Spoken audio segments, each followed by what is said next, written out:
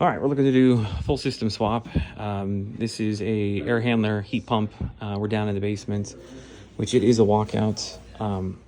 Customer's on a phone call over there, but there's a walkout. I think the door is like right there. So just cover all this area here. He'll have all this moved too. We just talked about that. He'll get all this cleared out, so you've got space to work with.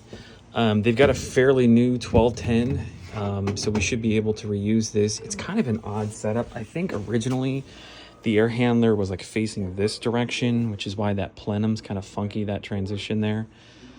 And also the return is kind of an odd size. It's like 18 by 20, which it's you can see the joist splitting it there. So it's 18 wide. So it's spanning both of those. I think what I'll do is we'll keep this section here.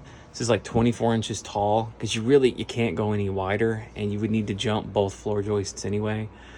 So I'll get a measurement from this seam down to the floor, and then get some sort of maybe transition piece made to replace all this, because this is in pretty bad shape. It's all fairly old.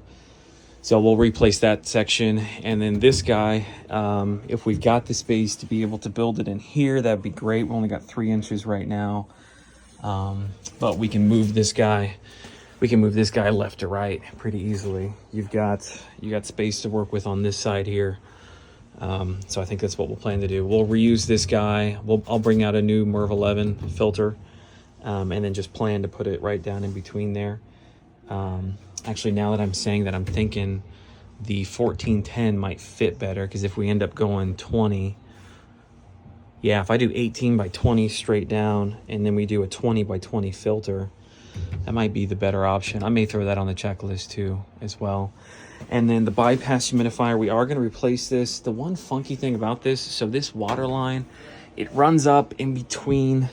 Let me get my flashlight real quick. So the saddle valve, I don't know if you can see that. The saddle valve is up in there. There's no way to get to that.